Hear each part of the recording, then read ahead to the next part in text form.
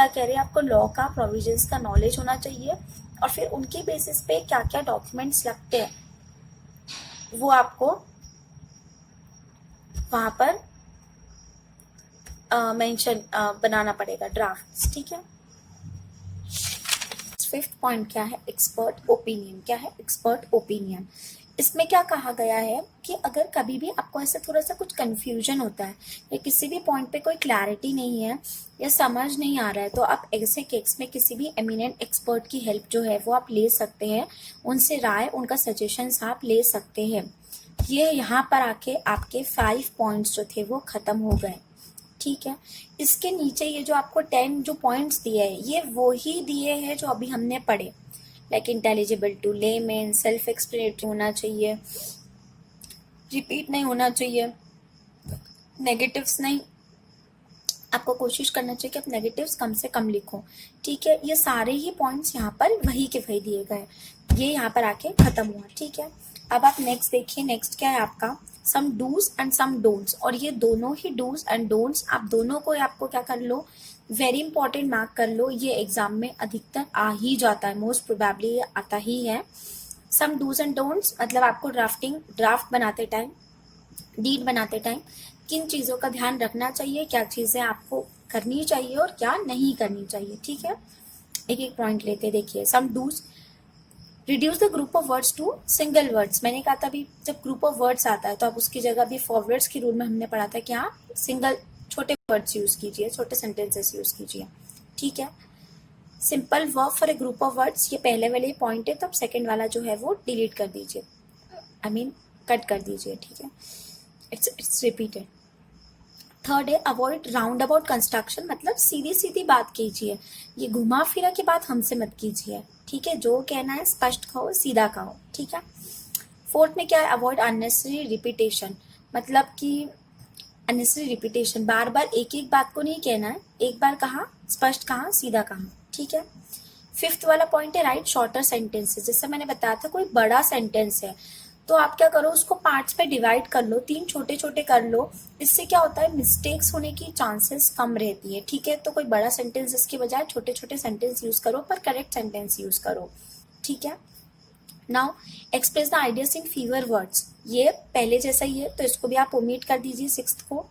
7 prefer the active to passive, ये हमने forwards में पढ़ा था, वही वाला सेम है।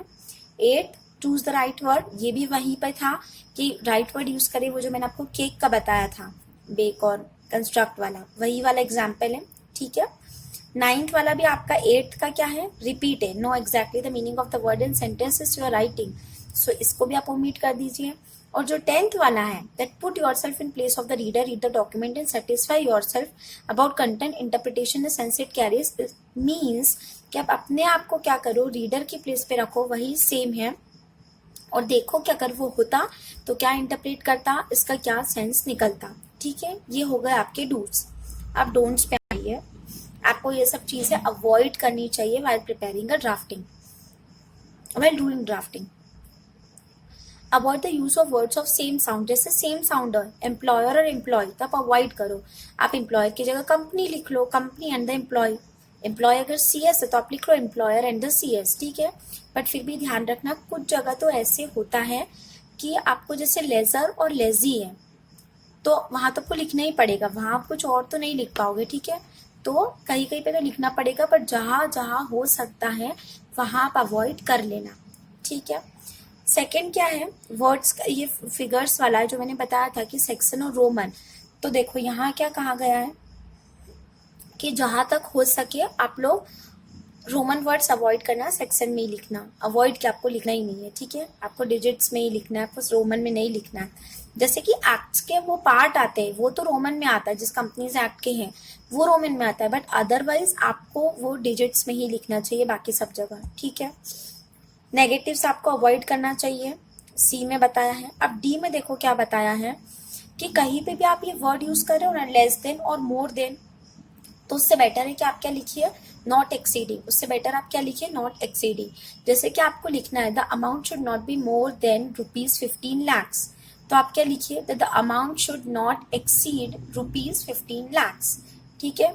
ये ज्यादा स्ट्रिक्ट है और इसमें मिस इंटरप्रिटेशन के या कुछ और अर्थ निकालने के चांसेस भी कम है और ये सबको इजीली समझ भी आ जाएगा। ठीक है, ई में क्या कहा गया है, देखिए अगर कभी कोई ऑप्शंस होते हैं, बात होती है जैसे कि या तो ए या तो बी, अब ऐसे क्या बोल रहे हैं, या तो ए और बी और बोथ, अगर कभी ऐसी सिचुएशन आ जाती है तो आपको ईदर और बोथ वर्ड्स का यूज करना चाहिए। क्या आना चाहिए, ईदर और बोथ दोनों आना चाहिए। ठीक है, अब इसके बाद क्या बताया है, कुछ ऐसी मिस्टेक्स कॉमन जो हम कर देते हैं, इनका ध्यान रखिए और इनको ट्राई कीजिए कि आप इनको अवॉइड कीजिए, और वैसे तो कीजिए मत क्योंकि बहुत ही सिली है, और अगर आप ये मिस्टेक्स करते हैं तो वहां पर फिर इंटरप्रिटेशंस कुछ और ही निकल जाएंगे। ठीक है, इम्प्लीकेशंस भी कुछ और ही हो जाएंगे। पहला देखिए, एंड और एंड में क्या होता है, दोनों ऑप्शंस इंक्लूड होते हैं, दोनों के लिए एंड लिखा जाता है, और ईदर ऑफ देम के लिए। ठीक है, एनी एंड माई मतलब आपका खुद, आई सिर्फ माई ओन। ठीक है, एंड एनी मतलब any of them, one from a bundle of them. ठीक है, know and now, now means right now, the current situation. ठीक है, the current scenario right now, and know मतलब that I know, I am aware of that. ठीक है, you are being aware of that, you know that. Appointed and applied, appointed मतलब क्या हुआ, exam देखिए, appointed मतलब कंपनी ने CS को अपॉइंट किया, तो company has appointed them, company की साइड से गया है। ठीक है, आपने कुछ नहीं किया, आपको सामने से आया है। बट अप्लाई मतलब क्या, आपने रिक्वेस्ट किया है, आपने अप्लाई किया है। ठीक है, तो अप्लाई जब हम करते हैं और अपॉइंटेड जब सामने वाला करता है। ठीक है, तो अगर खुद कर रहे हैं तो उसके लिए अप्लाई वर्ड यूज होगा, और अगर सामने वाले ने आपको किया है तो आप क्या लिखेंगे, अपॉइंटेड, जब सामने वाले के ऐसे जैसे लेटर आया है। एक है आपका प्रेजेंट एंड पास्ट टेंस, बहुत बार इसमें मिस्टेक्स होती है, इसका ध्यान रखिए कि आपका पास्ट में बोल रहे हैं, जब पास्ट की बातें कर रहे हैं तो पास्ट टेंस यूज कीजिए, अभी की बात कर रहे हैं तो प्रेजेंट। ठीक है, ये हो गया। अब इसके बाद में आइए, यहाँ पर क्या बताया है, देखिए, the topic is guidelines for use of particular words and phrases for drafting and convincing. मैंने जैसे आपको कहा कि इंडिया में ड्राफ्टिंग के लिए कोई लॉ नहीं है। ठीक है, तो अगर कल को कुछ भी आर्ग्यूमेंट होता है या कुछ भी होता है, और अगर आपकी जो डीड है या कुछ भी है वो अगर इंटरप्रिटेशन में जाती है कोर्ट के पास में, तो कोर्ट हर वर्ड को इंटरप्रेट करने के लिए कोर्ट का अपना एक तरीका होता है कि इस वर्ड को वो वैसे इंटरप्रेट करेंगे। ठीक है, तो अब हम क्या करेंगे कि जैसे उन वर्ड्स को कोर्ट समझता है, कोर्ट समझता है, वैसे हम भी समझेंगे, ताकि जब हम डीड बनाए तो हम भी उन वर्ड्स को वैसे ही यूज करें जैसा कि वो इंटरप्रेट किए जाते हैं। ठीक है, देखिए आप, पहला क्या है, कोर्ट इंटरप्रेट कैसे करता है, जनरल वर्ड्स को कोर्ट, जनरल वर्ड्स के लिए कोर्ट क्या रेफर करेगा, जनरल डिक्शनरी रेफर करेगा। अगर कोई जनरल वर्ड्स का इंटरप्रिटेशन चाहिए तो कोर्ट क्या यूज करेगा, जनरल डिक्शनरी यूज करेगा। ठीक है, अगर कोर्ट को कोई लीगल वर्ड जैसे कि कोरम, तो वो लीगल डिक्शनरी यूज करेंगे।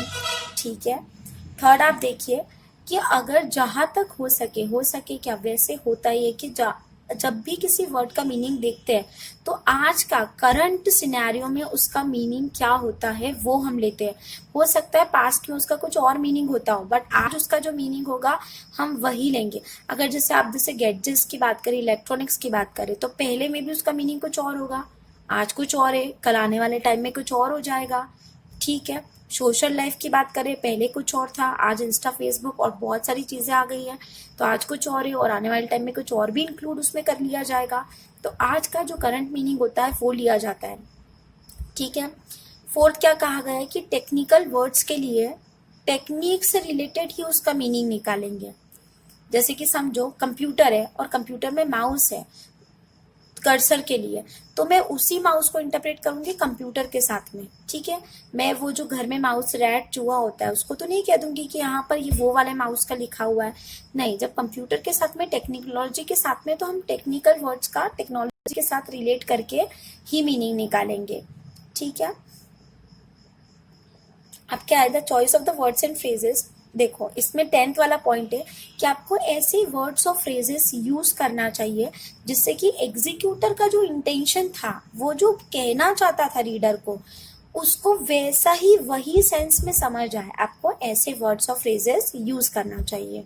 ठीक है, एंड द 6th यही कहा गया है कि कभी भी अगर कोई डाउट हो तो आप एमिनेंट एक्सपर्ट, रेप्यूटेड एक्सपर्ट से आप लोग ओपिनियन ले सकते हैं। ठीक है, जो कि लेना भी चाहिए। अब देखिए इसके बाद क्या कहा गया है, ये हो गए आपके गाइडलाइंस। ठीक है, कोर्ट ऐसे इनको इंटरप्रेट करता है, हम भी ऐसे इंटरप्रेट करना सीख गए। हम ये क्यों पढ़ रहे हैं, ताकि कल को जब हम ड्राफ्ट बनाए तो हमें समझना पड़ेगा कि इसको बाद जाके इंटरप्रेट कैसे किया जाता है, इसीलिए। ठीक है, अब आप नेक्स्ट पे आइए। यहाँ पर आपको कुछ वर्ड्स बताए हैं, उनका एग्जैक्ट मीनिंग बताया है कि होता क्या है, क्योंकि जब हम उसको यूज करते हैं तो कितनी बार कंफ्यूज हो जाते हैं और कुछ और लिख देते हैं। तो यहाँ एग्जैक्ट मीनिंग बताया है कि उनका मीनिंग क्या है। देखिए पहला, the first word is instrument. Instrument क्या होता है, देखिए इंस्ट्रूमेंट एक डॉक्यूमेंट होता है। इंस्ट्रूमेंट एक ऐसा डॉक्यूमेंट होता है जो पार्टीज के राइट और लाइबिलिटीज स्टैब्लिश करें, एंडोर्स करें, मॉडिफाई करें, एक्सटिंग्विश करें, असाइन करें। ठीक है, पार्टीज की राइट्स एंड लाइबिलिटीज, कोई भी डॉक्यूमेंट जो कि क्या करे, पार्टी के राइट्स एंड लाइबिलिटीज स्टैब्लिश करे, इंडोर्स करे, असाइन करे, वो क्या होता है, वो इंस्ट्रूमेंट होता है। आप समझने के लिए देखिए कि विल जो है, सॉरी,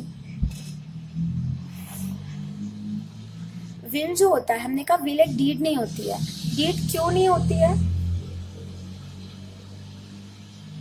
क्योंकि वो इंटरवाइवस नहीं होता है।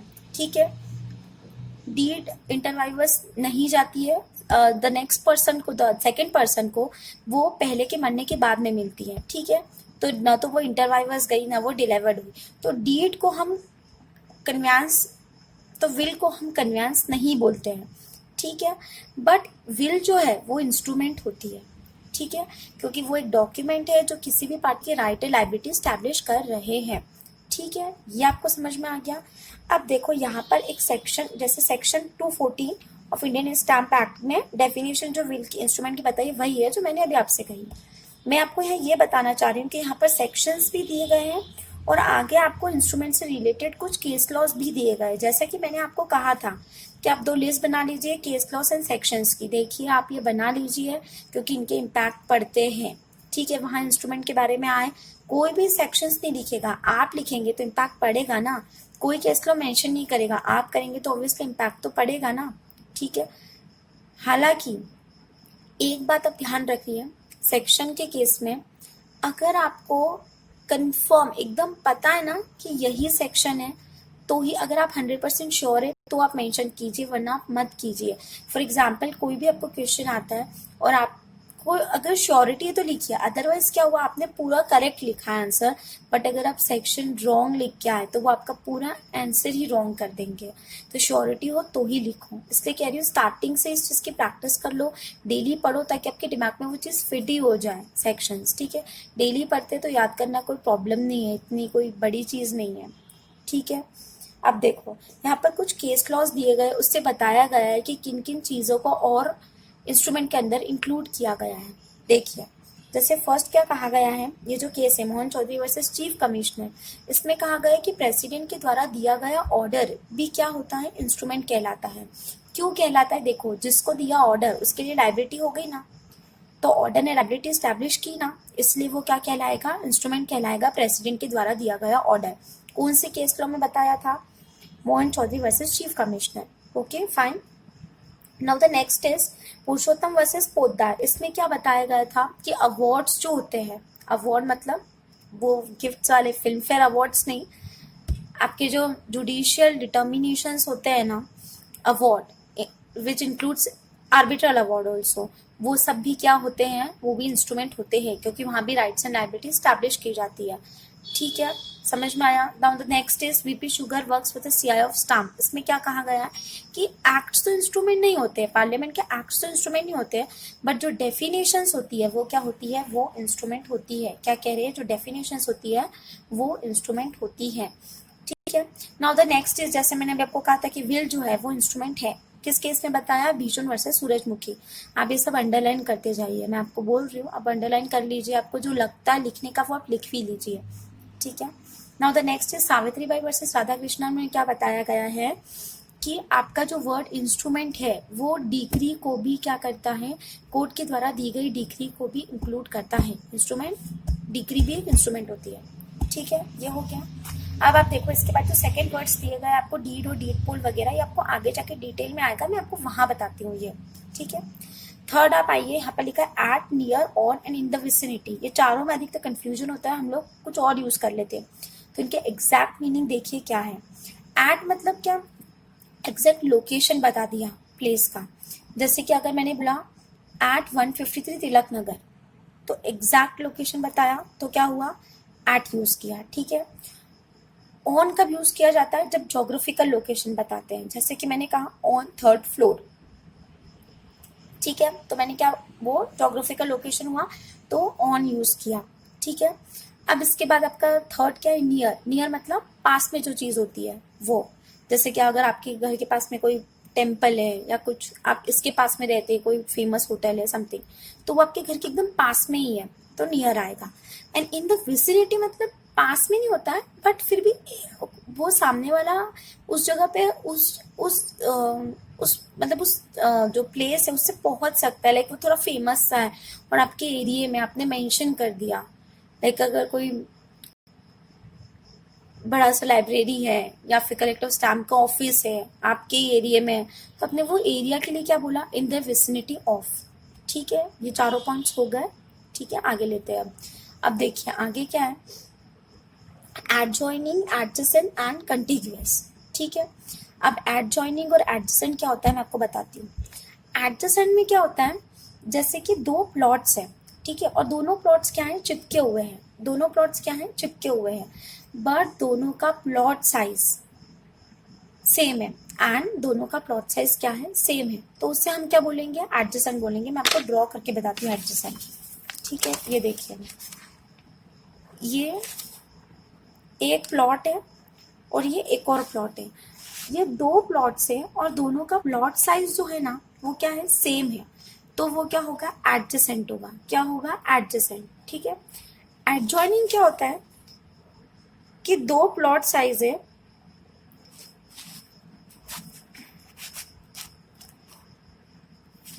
एडजॉइनिंग जो है वो ये होगा कि दो प्लॉट है पर दोनों का प्लॉट साइज डिफरेंट है, ठीक है, एक छोटा है एक बड़ा है, तो दोनों चिपके हुए तो है, बट क्या हुआ,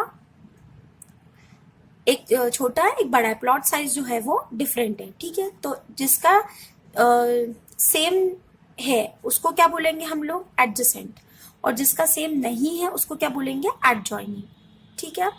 अब थर्ड क्या होता है,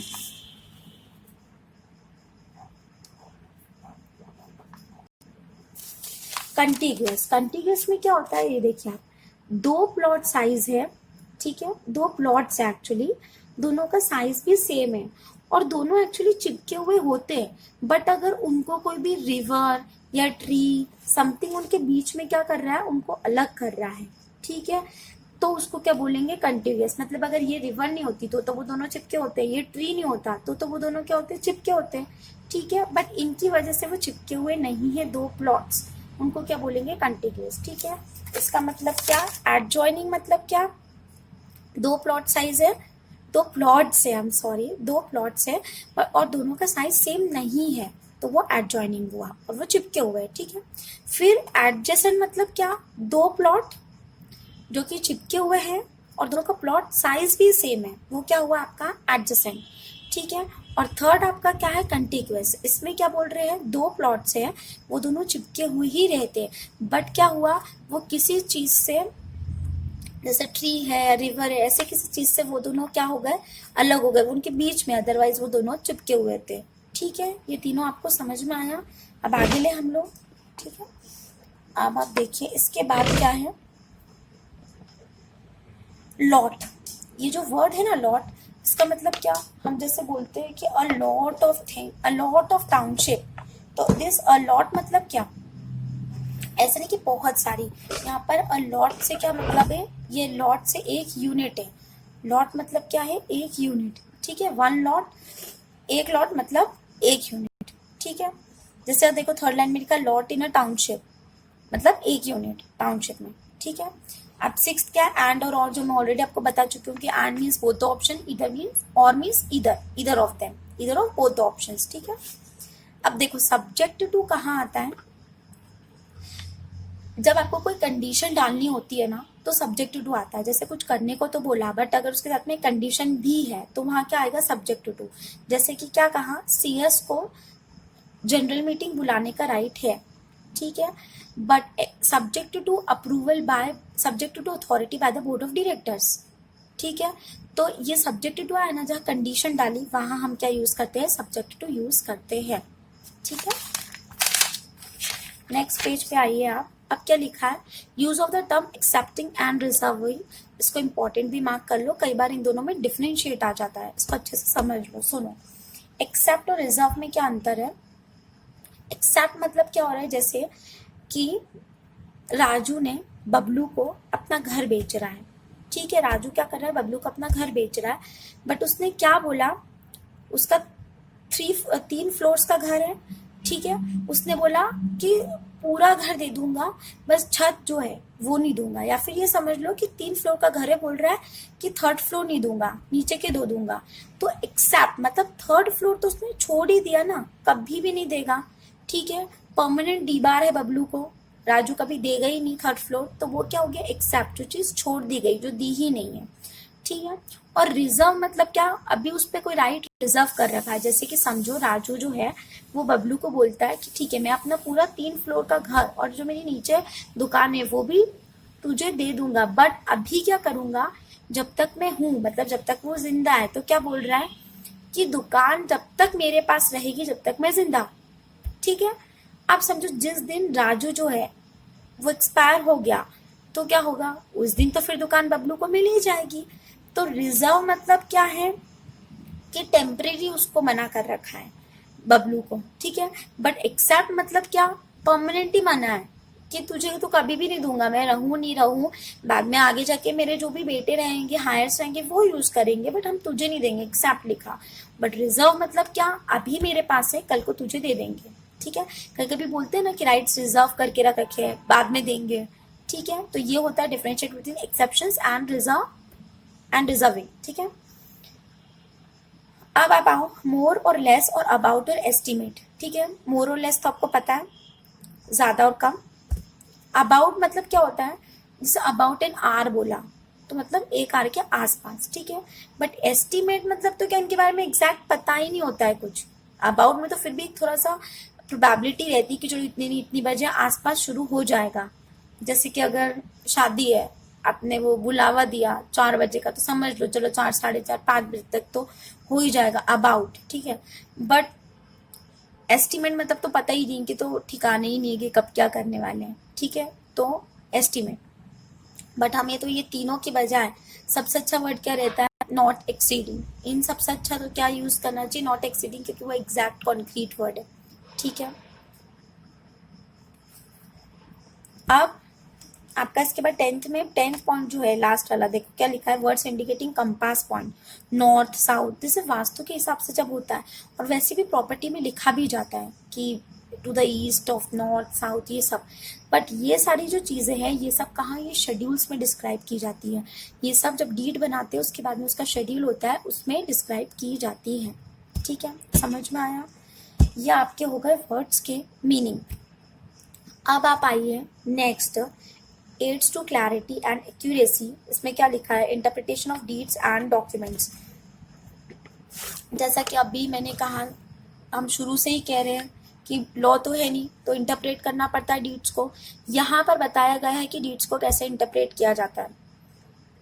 और चूंकि मैंने पहले आपको द वेरी फर्स्ट थिंग जो हमने चैप्टर में डिस्कस की थी, 3 पॉइंट्स, कि डीड हम लोग ड्राफ्टिंग पढ़ क्यों रहे हैं, क्योंकि हमें इंटरप्रिटेशन भी सीखना है कि कैसे इंटरप्रिटेशन किया जाता है, ठीक है। अब सीएस हो ना, आपको ये सब आना ही है, तो अब सीएस हो, नहीं बन, जो बन चुके हैं वो बहुत अच्छी बात है, और जो नहीं बने हैं सब बन ही जाएंगे, ऐसा कुछ नहीं है, ठीक है। लाइफ में ना कुछ भी ऐसे रॉकेट साइंस नहीं होता है।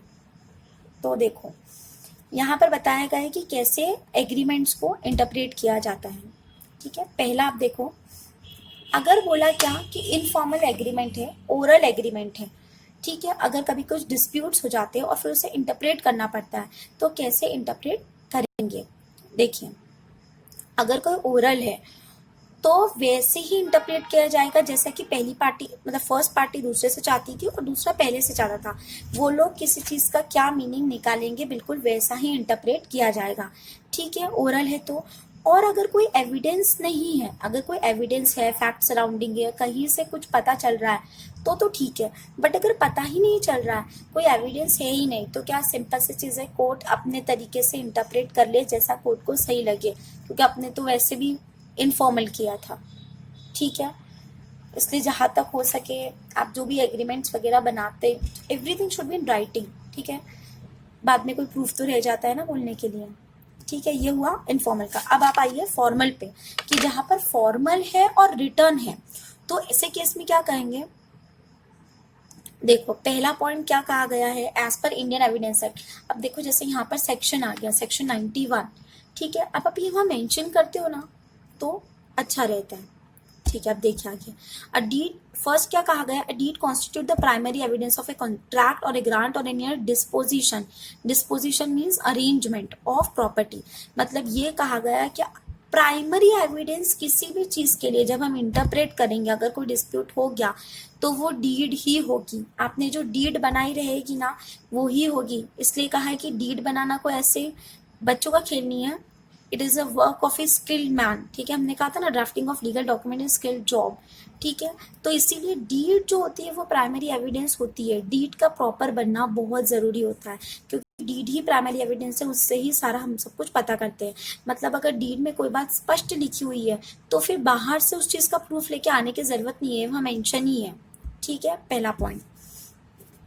जो थर्ड लाइन में लिखा है ना एक्सट्रिंसिक एविडेंस, इसका मतलब क्या कि डीड के बाहर से हम लोग कुछ नहीं लेके आते जब डीड में ही लिखा हुआ है किसी चीज के बारे में। तो फर्स्ट पॉइंट समझ में आया। ठीक है, देखिए सेकंड क्या लिखा है, इन केस ऑफ अनसर्टेनिटी। इसमें यह बताया गया है कि अगर अनसर्टेनिटी है, पहले में तो लिखा था डीड में स्पष्ट है, बट अगर कोई बात क्लियर नहीं लिखी है, स्पष्ट नहीं है, तो आप बाहर से फैक्ट्स एंड सराउंडिंग से भी क्या कर सकते हैं, एविडेंसेस ले सकते हैं। ठीक है, उस सिचुएशन को देखकर सोशल आपके फैक्ट्स और सराउंडिंग्स भी हो सकते हैं, सोशल एविडेंसेस भी हो सकते हैं, ले सकते हैं अगर अनसर्टेनिटी है तो। अदरवाइज तो डीड ही क्या है, प्राइमरी एविडेंस है। ठीक है, कि कोड जो होता है वो वर्ड्स का क्या करता है, क्लियर मीनिंग लेता है। अगर कभी भी किसी वर्ड, कोई भी ऐसे वर्ड्स है जो कि क्लियर है और अनएम्बिगुअस है, जिसमें कोई कंफ्यूजन नहीं है, तो वो हाइपोथेटिकल वर्ड्स को प्रिवेल करेंगे। ठीक है, कोड्स जो है वो क्लियर वर्ड्स का मीनिंग लेगा as compare to supposed words से। ठीक है, ये हो गया आपका थर्ड पॉइंट। अब आप फोर्थ वाला देखेंगे तो वो सेकंड का रिपीटेशन है कि अगर अनसर्टेनिटी है तो हम बाहर से भी ले सकते हैं, आप चाहो तो उसको ओमिट कर दो। ठीक है, कर दो ओमिट। अब नेक्स्ट क्या है आपका, ये इंपॉर्टेंट है, मार्क इट फिफ्थ वाले को इंपॉर्टेंट। कभी देखिए अगर ऐसा होता है कि एक कॉन्ट्रैक्ट, मतलब एक ही चीज के लिए हम लोग दो कॉन्ट्रैक्ट बनाते हैं। एक कैसा बनाते हैं, एक बनाते हैं एग्जीक्यूटरी और एक होता है एग्जीक्यूटेड। ठीक है, एक ही आपका ट्रांजेक्शन्स के लिए अगर आप लोग दो कॉन्ट्रैक्ट बनाते हैं, और ऐसी सिचुएशन में क्या होगा, अगर दो कॉन्ट्रैक्ट है, कंडीशंस अलग है, तो ऐसी सिचुएशन में जो लेटर होगा, जो बाद वाला आपका एग्जीक्यूटेड वाला कॉन्ट्रैक्ट होगा, वो एग्जीक्यूटरी को प्रिवेल करेगा। ठीक है, जो लेटर वाला होगा उसी को माना जाएगा। समझ में आया फिफ्थ पॉइंट। ठीक है, अब देखिए सिक्स्थ में क्या लिखा है, if in a deed an earlier clause is followed by a later clause which destroy altogether the obligations created by the earlier clause, the later clause is to be rejected as repugnant and the earlier clause prevails। एक deed है, उसमें एक ही person से right से related, suppose करो आपने दो points लिख दिए जो कि कॉन्ट्राडिक्टरी है। ठीक है, सपोज करो सेकेंड वाला पहले वाले के अस्तित्व को पूरी तरह मिटा ही देता है, कोई सेंस ही नहीं बचता है, तो ऐसे केस में क्या रहेगा, आपका जो फॉर्मल वाला रहेगा वो प्रिवेल करेगा। क्या करेगा, वो प्रिवेल करेगा। एग्जाम्पल के लिए समझो, एक डीड है, उसके थर्ड पॉइंट में आपने लिखा कि बबलू जो है वो राजू को पेमेंट करेगा कितने महीने में, 6 महीने में। ठीक है, वो राजू को पेमेंट करेगा 6 महीने में, और आपने फिर उसी डीड के 12th पॉइंट में क्या लिख दिया कि बबलू राजू को 10 महीने में पेमेंट करेगा। तो दोनों में क्या हो गया, कॉन्ट्राडिक्ट करा। पहले आपने 6 बोला, फिर सेकंड में आपने 10 बोला। ऐसे केस में क्या होगा, आपका जो फॉर्मल रहेगा वो क्या करेगा, वो प्रिवेल करेगा। 6 मंथ्स वाला, एक ही डीड के अंदर दो पॉइंट्स है जो कॉन्ट्राडिक्ट है, तो आपका जो पहले वाला रहेगा वो क्या करेगा, प्रिवेल करेगा। ठीक है, हुआ। अब देखिए 7th में क्या कहा गया है, जैसे हमने कहा कि जनरल वर्ड्स के लिए कोड क्या करता है, जनरल डिक्शनरी का यूज करता है, ठीक है। तो कोड जो है किसी भी वर्ड के लिए क्या कह रहे हैं, पॉपुलर नेचुरल ऑर्डिनरी मीनिंग ही निकालेगा। कोई भी वर्ड उसको इंटरप्रेट करना है ना, तो वो नॉर्मल सेंस में, कॉमन सेंस में उसका मीनिंग क्या निकालता है वो ही निकालेगा। एक्सेप्ट, देखो यार एक्सेप्ट आया, जब मैंने कहा कंडीशन डालनी होती है, जब अभी हमने पढ़ा था ना कि एक्सेप्ट जब कंडीशन डालनी हो, तो ये क्या कह रहे हैं कि एक्सेप्ट जब वो जो कॉन्ट्रैक्ट है वो अफोर्ड कर सकता है कुछ और मीनिंग, वो जो आपका कॉन्ट्रैक्ट है वो कोई और मीनिंग, जनरल मीनिंग के अलावा वो अगर कोई और जो वर्ड्स है वो एफर्ट कर सकता है मीनिंग, तो फिर हम दूसरा ले लेंगे, जनरल मीनिंग नहीं लेंगे, पॉपुलर मीनिंग नहीं लेंगे, ठीक है। और सेकंड क्या कहा गया कि अगर कन्वेंशनल मीनिंग जो है वो लीगल सेंस ही नहीं दे रहा है, कि दोनों का लीगल मीनिंग और कन्वेंशनल मीनिंग सेम नहीं है, तो ऐसे केस में तो लीगल मीनिंग ही लेना पड़ेगा, पॉपुलर मीनिंग नहीं लेंगे वर्ड का, ठीक है। देखिए अब 8th में क्या लिखा है, hardship to either party. Suppose करो किसी पॉइंट पे हम इंटरप्रिटेशन चल रहा है और उससे किसी एक पार्टी को बहुत ज़्यादा हार्डशिप हो रही है, तो भी हम इंटरप्रिटेशन का तरीका या हम मतलब कोड जो है वो इंटरप्रिटेशन का तरीका नहीं बदलेगी, क्योंकि आप ये लाइन लिख लो कि law is clear even when there is undue hardship, ठीक है। Law is clear even when there is undue hardship, चाहे कितना भी हो, लिखा तो डीड में है ना, तो हम तो वही इंटरप्रेट करेंगे, वैसा ही इंटरप्रेट करेंगे जैसे किया जाता है, ठीक है। अब 9th में क्या कहा गया, all mercantile document should receive a liberal construction. Mercantile मतलब कमर्शियल से रिलेटेड, इसमें क्या कहा गया है कि जब भी ऐसे मर्केंटाइल कमर्शियल से रिलेटेड होते हैं, बिजनेस से रिलेटेड, तो जो वर्ड्स होते हैं उनका कॉमन सेंस लगा के इंटरप्रेट करिए, उसकी टेक्निकलिटी में नहीं घुस जाइएगा, ठीक है। कॉमन में डेली आममर्रा की जिंदगी में उसको कैसे इंटरप्रेट किया जाता है बिल्कुल वैसे ही समझा जाएगा, इंटरप्रेट किया जाएगा, कॉमन सेंस लगा के नॉर्मल लाइफ जैसे करते वैसे, ठीक है। अब देखो 10th में क्या लिखा गया है कि no clause should be regarded as superfluous. Deed का कोई भी क्लॉज सुपरफ्लूअस या फालतू नहीं होता है, कोई भी छोटा बड़ा कैसा भी। कोड जो है वो कोई पॉइंट नहीं छोड़ेगा, वो कोई क्लॉज नहीं छोड़ेगा, उनके लिए सारा सब कुछ इम्पोर्टेंट होता है, एक एक वर्ड भी इम्पोर्टेंट होता है, इसलिए हम डीड में कुछ भी अनइम्पॉर्टेंट या फालतू की बातें लिखते ही नहीं है, ठीक है। समझ में आया, डीड में क्लियर कट स्पष्ट बातें लिखो, फालतू की बात नहीं लिखनी, क्योंकि इंटरप्रिटेशंस के फिर इम्प्लीकेशंस भी रॉन्ग आ सकते हैं, ठीक है। 11th में आप देखो, अभी जब हम लोग, मैं आपको गाइडलाइंस वो बता रही थी जहाँ पर लिखा था कि स्किल जॉब होता है ड्राफ्टिंग ऑफ डॉक्यूमेंट्स, वहाँ पर एक पॉइंट था क्या क्या अगर किसी केस पे पहले ही कोई केस लॉ आ चुका है उस वर्ड्स इंटरप्रिटेशन से रिलेटेड, तो आपको ड्राफ्टिंग करते वक्त उनका ध्यान देना था, आपको उसको ध्यान में रखना है। तो यहाँ यही पॉइंट बताया गया है कि जब ऐसा हम कुछ इंटरप्रेट करते हैं, तो अगर उसी पॉइंट पे पहले भी कभी इंटरप्रिटेशन हो चुका है या उसका कोई केस लॉ हो, तो वो क्या कह रहे हैं, कोड को ध्यान में रखना है, पहले वाले केस लॉज भी, क्योंकि हो सकता है जिस पर्सन ने उस डीड की ड्राफ्टिंग की हो उसने वो केस लॉ ध्यान में रखकर की हो, तो आपको भी वो क्या करना है, ध्यान में रखना है, ठीक है। अब ये जो आपका 12th वाला है, ये आपका 9th का रिपीटेशन है मर्केंटाइल वाले का, ठीक है, इसको आप ओमिट कर दो। 13th में क्या कहा गया है कि ऑर्डिनरी ग्रामेटिकल इंटरप्रिटेशंस नहीं किया जाता, ठीक है, जनरल कंटेक्स्ट में। अब 14th में क्या कहा है, एंटीसीडेंट्स फैक्ट्स मतलब कटे हुए अगर कोई शब्द होते हैं तो उनको इंटरप्रेट नहीं किया जाता है, कटे हुए शब्द को इंटरप्रेट नहीं किया जाता है, ठीक है। अब देखिए आपका नेक्स्ट क्या है, क्या कहा है कि मेन क्लॉज जो है आपका, अगर कभी भी ऐसा है कि अगर आपका मेन क्लॉज है क्लियर तो आप प्रोविजो पे नहीं जाओगे, क्या कह रहे हैं, अगर मेन क्लॉज जो है वो क्लियर है तो आप प्रोविजो पे नहीं जाओगे। जैसे कि समझ लो जब ऐसा कहा जाता है कि किसी पर्टिकुलर केस के लिए आप लोग को कहाँ हाई कोर्ट के पास जाना है, क्या कह रहे हैं, हाई कोर्ट के पास जाना है, तो ये मेन क्लॉज में ही लिखा है कि हाई कोर्ट के पास जाना है। प्रोविजो में लिखा है कि अगर आप हाई कोर्ट से सेटिस्फाइड नहीं है तो आप सुप्रीम कोर्ट के पास जा सकते हैं, ठीक है। बट सुप्रीम कोर्ट का तो बात तब आएगी ना जब आप पहले जो मेन क्लॉज है उससे कंप्लाई करोगे, ठीक है। तो जब मेन क्लॉज क्लियर होता है तो प्रोविजो पे जाने की जरूरत नहीं होती है, जब वो उस पॉइंट पे आप सेटिस्फाइड नहीं हो फिर आप प्रोविजो पे जाओगे, ठीक है। ये हुआ 17। ऊपर एक पॉइंट हमारा छूट गया है, देखो क्या लिखा है, evidence of acts done under a deed in case of a doubt as to true meaning be as a guide to the intention of the parties. इसके केस में क्या कहा गया है समझो 15 पॉइंट में, कि जैसे आपने जिस दिन आपने इंस्ट्रूमेंट बनाया, ठीक है, उसके बाद के आपके जो एक्ट्स होते हैं ना, उसको भी एविडेंसेस के तौर पे लिया जा सकता है, ठीक है। इंस्ट्रूमेंट जब आपने बनाया था, आपका जो डेट ऑफ एग्जीक्यूशन थे, उसके बाद के आपके जो एक्ट्स हैं उनको भी कभी कभी एविडेंसेस के तौर पे ले सकते हैं, क्योंकि सबके पार्टी के इंटेंशंस पता चलते हैं। हो सकता है तब आप वो करने को तैयार थे, आज अब तैयार नहीं हो, तो आपके जो एक्ट्स थे ना उस टाइम से, उससे हम इंटरप्रेट कर सकते हैं, ठीक है। 18th पॉइंट में आपको क्या लिखा है, इसमें लिखा है कि अगर डीड जो है उसका कोई एक क्लॉज जो है अगर वो वॉइड है, ठीक है, तो इसका मतलब ये नहीं है कि पूरी डीड ही वॉइड हो जाएगी, ऐसे नहीं है, ठीक है।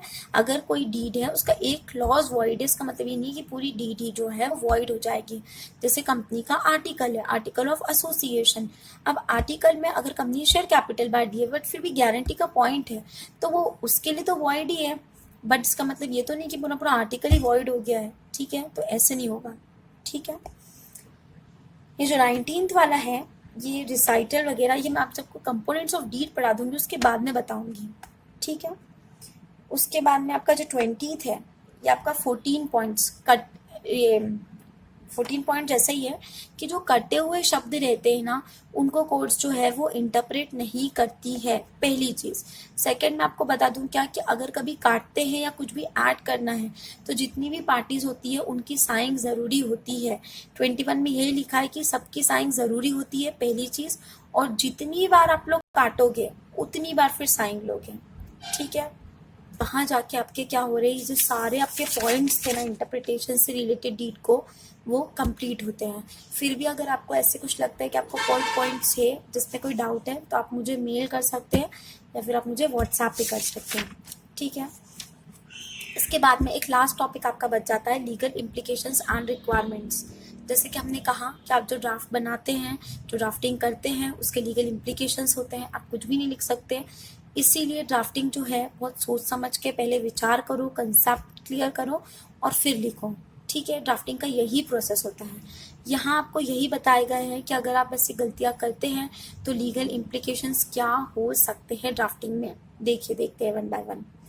The first is double and doubtful meaning of the intentions given shape in the document.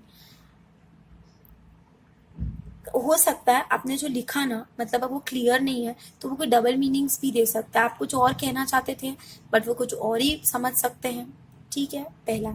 Second, inherent ambiguity, एक ऐसी कंफ्यूजन हो जाएगा जिसको अलग भी नहीं कर पाएंगे, ठीक है। डिफिकल्टी हो रही इंटरप्रिटेशंस में, आपने कोई ऐसी चीजें लिख दी है।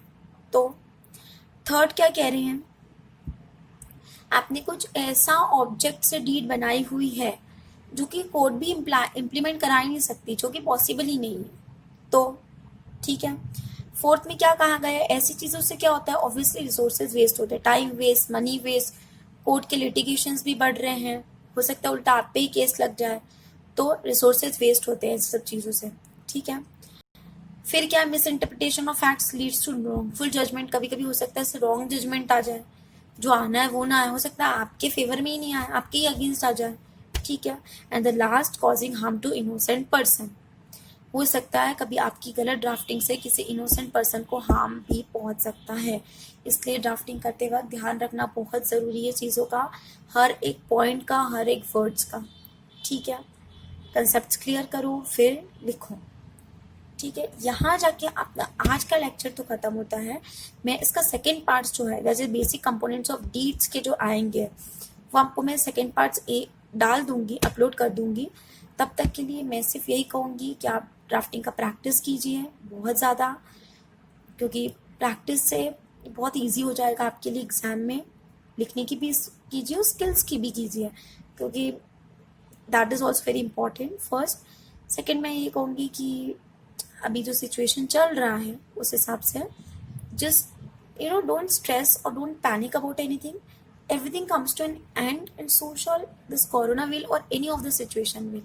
So don't stress, don't panic, just do the things you like and be grateful for the things you have and take care of yourself, your family, and bas, that's all. Okay, bye, take care, bye bye.